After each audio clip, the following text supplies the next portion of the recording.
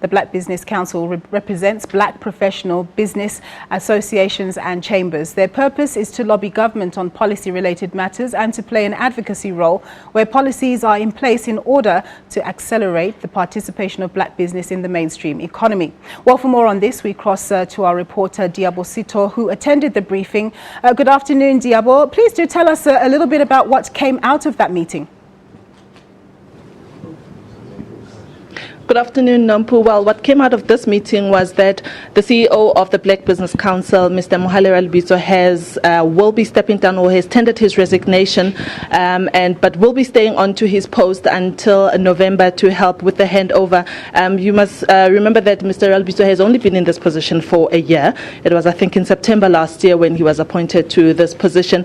But I have the president of the Black Business Council who will give us more information about exactly what's behind the resignation, and other issues. Since they are an organized business group, we do have quite a number of questions to ask them. Mr. Baloyi, Mrs. Baloyi, thank you very much for your time.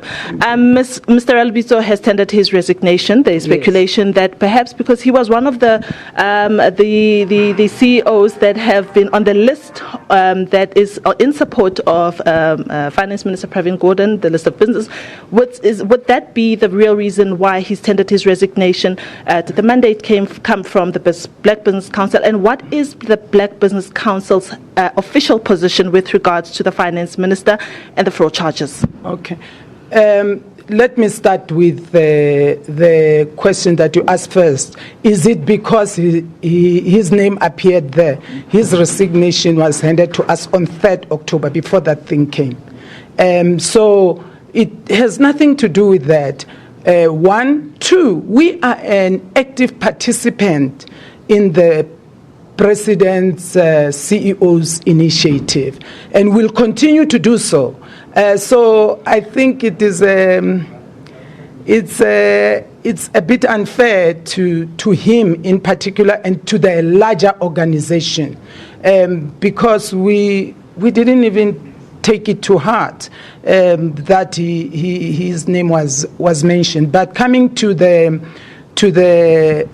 second part of your question, which I think is the gist of your question, in terms of the fraud charges against Minister Gordhan, I basically believe that you need to understand that as the BBC, we believe every one of us, how many are 56 million? Have the right to be heard. One, we are equal before the law. We also are presumed innocent before proven otherwise. And that's the position we've taken as the BBC. Minister Gordhan is innocent until anybody can prove otherwise. So we need to respect all the laws of this country, including those that govern our Chapter 9 institutions that govern all the state institutions. Otherwise, as a nation, we'll be the weaker. So if you say to me that we need to observe the rule of law, even those that govern the Chapter 9 institutions, what is your direct answer with regards to the charges? Do you think they should be dropped, or do you think they should be left as they are and the rule of law should take course? We are a business organization, and even though we would say to you, the law is the law. If somebody comes and charges somebody, they need to go out there and defend themselves. I think it will be amiss if we said the charges must be dropped or upheld. We are not qualified to say that. I think what we can say is that please let the law take its course. Give Minister Gordhan a fair hearing. Let him be presumed innocent until proven otherwise. That's our position. Moving over to tomorrow is the midterm budget statement or the mini budget. What does the Black Business Council want to hear from the minister tomorrow? We are aware of the fiscus that is constrained. We also know about the low growth in the economy. Yes. What do you think should be prioritized when we actually announce the actual budget in February? What are you hoping as Black Business Council to hear from Minister Gordon? I think we have a few challenging things. In fact, I don't wish to be him, because if you look at the activities in the past few weeks, fees must fall. Some of the activities in terms of unrest here and there, and the state of economy being flat, he will have to juggle and come up with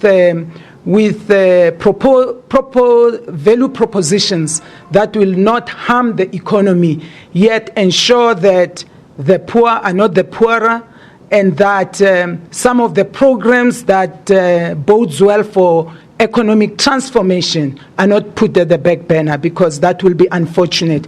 We also hope that out of there we will begin to come up with some key initiatives from government that will give us signs of growth, because I think South Africa can grow if we can all bet for the same team. If we were to come together and all put our hands on deck, we would make South Africa the prosperous nation that it is. I don't believe that the divisions that we are seeing in terms of business, etc., are helping. And I can only speak for business.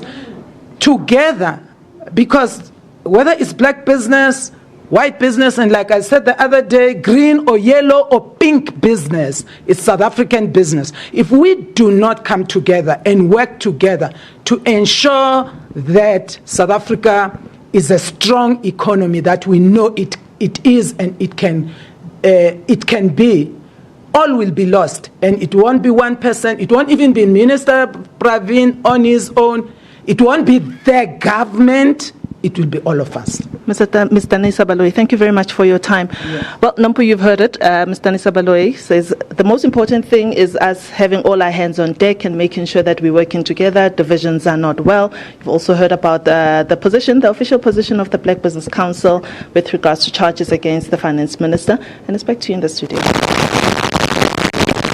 Liabo Setho. Well, Zimbabwe's fragile economic situation is lurching towards fresh